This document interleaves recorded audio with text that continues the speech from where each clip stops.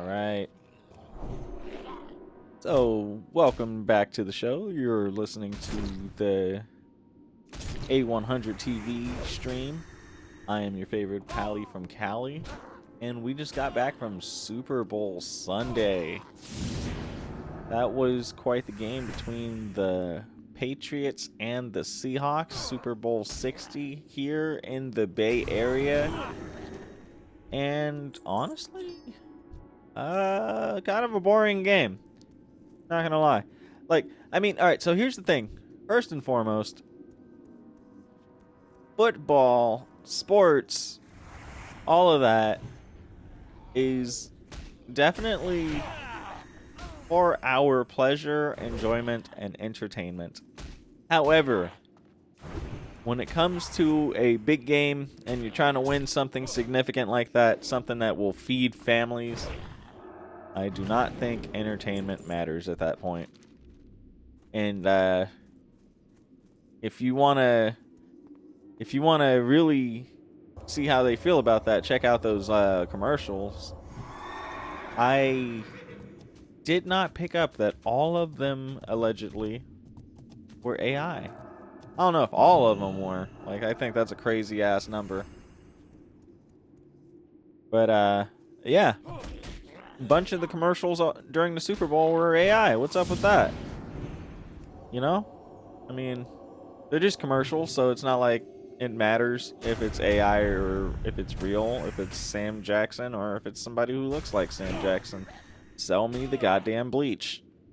But yeah, I thought that was interesting. I thought this year it was really noticeable that there weren't any clever or well-made commercials. That was something. No, made with AI. A lot of the commercials were allegedly made with AI. And that might be why we didn't see too many interesting commercials. Oh, look. One more dude. But no, yeah. It started off with some anthems. I don't think I caught Lift Every Voice and Sing. So I unfortunately don't have an opinion on that or who sang it. I was I was cutting up some pizza. But I did see that Charlie Puth sang the national anthem. And I'm not gonna lie, I didn't like it. I see what he was trying to do there.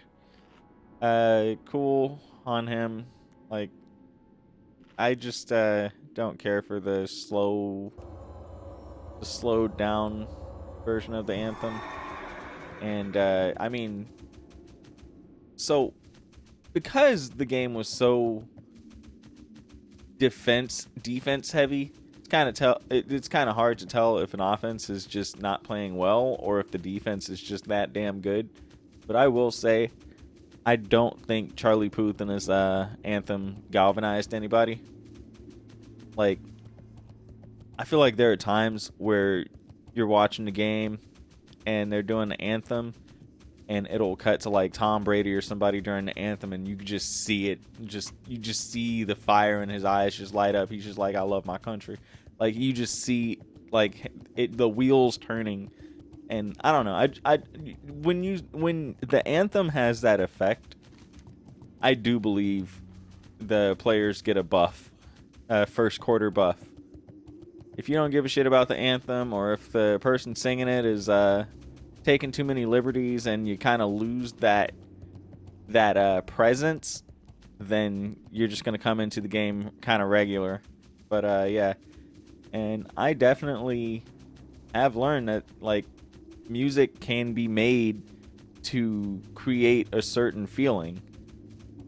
So the anthems in general, not just the United States anthem, anthems are made to evoke a feeling out of us. Yeah, they didn't include the Lift Every Voice and Sing in the main broadcast, maybe the pre-show. Okay, I was about to say, because I feel like I definitely know that they broadcast it, broadcasted it. But yeah, I was about to say, I don't remember it. But yeah. Beautiful song. Speaking of anthems that make you feel something, like. But yeah, I think you know, I don't have anything against Charlie Puth either. Like, he's on a couple of tracks that I like. I don't mind him as a vocalist. So it's not like I'm over here just oof. I'm gonna probably do that when, I don't know.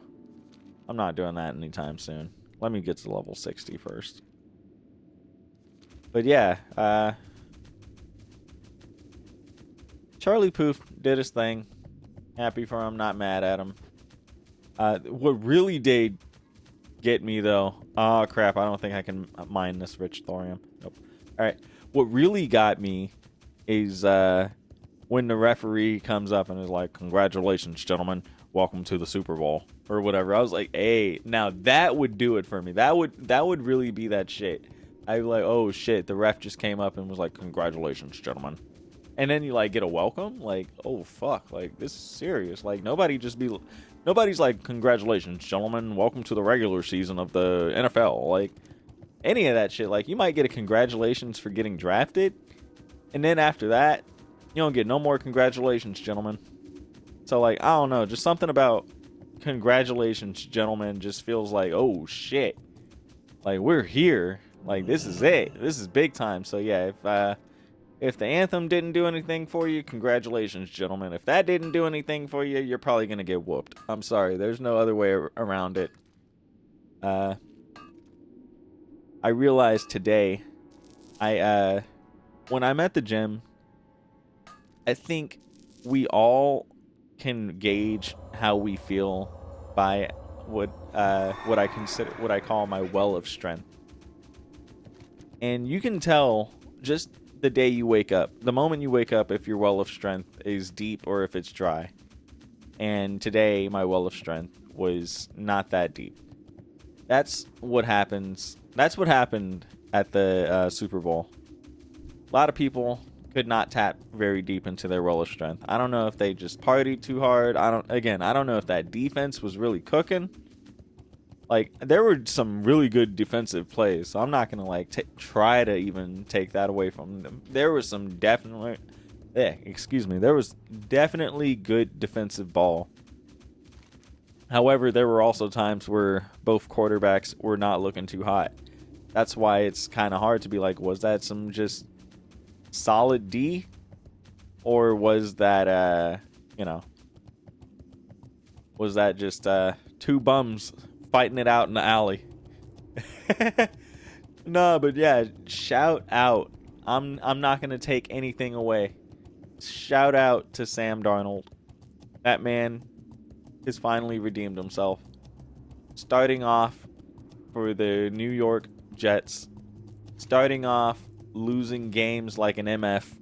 Starting off with all this hype that man did not ask for. Losing, getting lit up, losing. Telling your coach, "I'm sorry, coach, I can't play. I'm seeing ghosts." What the fuck does that even mean? It means I'm losing. I'm getting my ass kicked so hard I don't even know where the people are. I'm just throwing the ball. Fuck it. Losing. Getting traded around. They propped up the statistic that the man's been on like 5 different teams. He's the first quarterback to win a Super Bowl after being on 5 different teams. That man is the Kevin Durant. I'm not even going to say that. I wish I could say that man is the Kevin Durant of football, but he's not. Unfortunately. This is another classic Case Keenum situation where the man was just at the right place at the right time. Judging by how he was playing, he is the right man to get the job done. He stayed cool. He did his thing. I can only commend him for that. I applaud him for that. Many people cannot do that. Many people do not do that. So I cannot take that away from him. However, I don't think he's going back to the Super Bowl anytime soon. I don't think he's going that deep into playoffs ever again. I think this is one of those once in a blue moon moments that people wish and hope and pray for. Other than that, I hope that man enjoys the rest of an illustrious career. I hope he proves me wrong. I don't hope any bad performance on anybody. But yeah, he wasn't really selling me on the field. He wasn't selling no jerseys to me, unfortunately. Yeah, like, and that was one of those things. I'm really big on how a quarterback interacts with his team and how his teammates interact with him. Like, do they like him?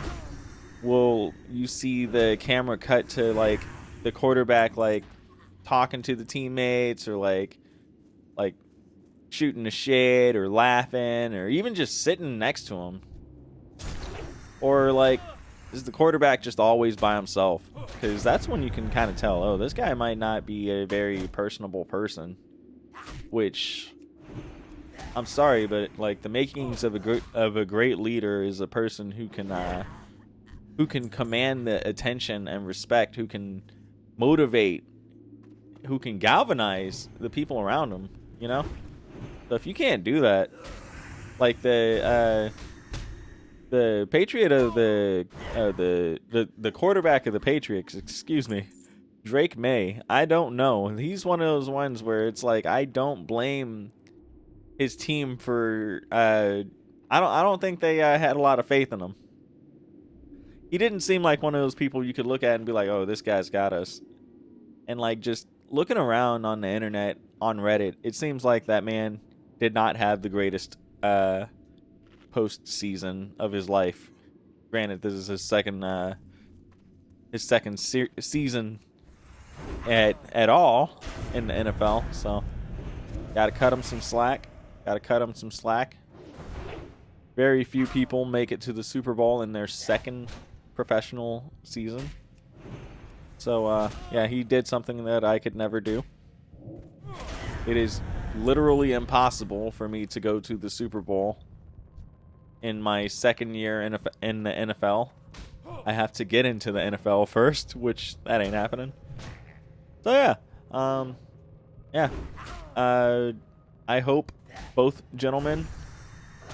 teams, well, mostly the Patriots, I hope they go to therapy. And I did see somewhere actually that in 2019 the NFL started mandating that players take care of their mental health after big games or after big losses like this. Let me see. NFL mental health.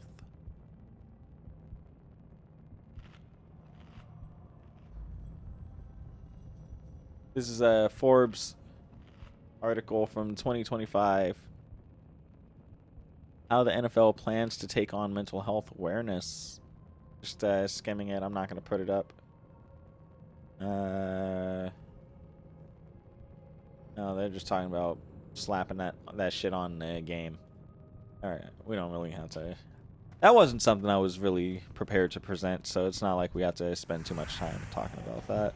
It was just something that I've been thinking about since Drake May is a very young person, very young athlete, as well as a lot of the people, I'm sure, on the Patriots. So that's just one of those things. Like, I can only imagine flying so close to the sun like that and just having what you wanted, what you dreamt for, just slipping out of your grasp. Like, I can really imagine that eating you up inside. So yeah, therapy, some kind of resort, some kind of retreat. Doing that as a well done. Like, you still made it to the Super Bowl. That's I could see how that would be a great solution. But yeah, speaking of the Patriots, I did not realize that Josh McDaniels had returned to the Patriots. Last stream I said something about if anybody was even going to be still on the Patriots from the original Seahawks Patriots Super Bowl. And yeah, Josh McDaniels, I knew he left. I knew he was on the Raiders. I had no clue. I think I do remember hearing he went back to the Patriots. So that's funny. Yeah, you get what you deserve. Because, I mean, for somebody to only be a head coach for a year, I don't know. Like, that man's hot just wasn't in it. He must not have gave a shit about the Raiders. I really don't remember that whole debacle, to be honest. Like, I have fallen so far out of touch with football. Mostly because of the Raiders and the spirit of rebuilding and then rebuilding and then rebuilding again and then rebuilding again. So yeah. Other than that,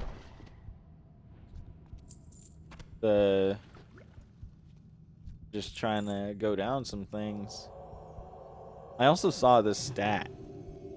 The interesting fact that yeah, let's get this scroll.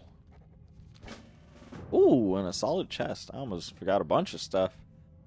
Never forget the interesting fact that Sam Darnold, while being drafted during the... Oh, look at this! A traveler's backpack. 16 slot bag, y'all. Okay. Alright. That's nice. That's what's up. Never skip a chest. Never skip a chest. Alright, that's nice. But anyway, Sam Darnold won a Super Bowl before both Lamar Jackson, and Josh Allen. Two guys who are quarterback media darlings who they always want to pit against each other. Oh, it's the Ravens versus the Bills. It's the Bills versus the Raven. What a rivalry these two young quarterbacks have. And look at Sam Darnold out of nowhere. Man wins the Super Bowl. Makes the shit look like cake. So yeah, I saw that. I thought that was an interesting factoid. All right, let me Oh, I'm so excited about this traveler's backpack, though. This is nice. All right. Let me... Trying to swap it out.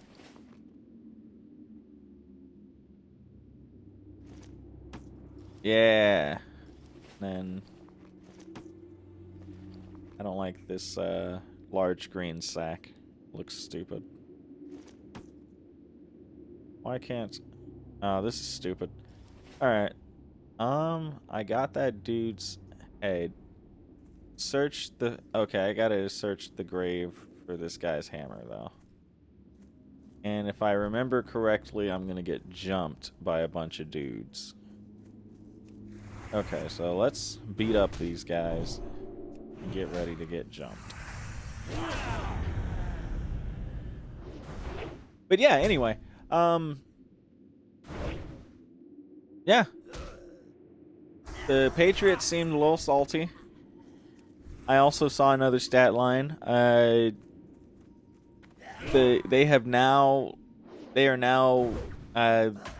have the most Super Bowl losses for any franchise in the NFL. So, I mean, I'm pretty sure they wanted to reverse that and have the most Super Bowl wins. But, yeah, that's kind of a shitty new statistic to eat. But, yeah.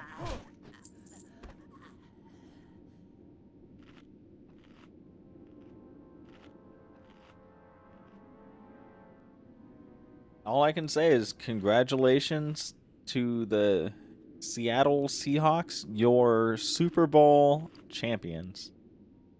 Congratulations. You got the rematch against the Patriots. You won. You showed everybody that you didn't have to throw on the 1 yard line.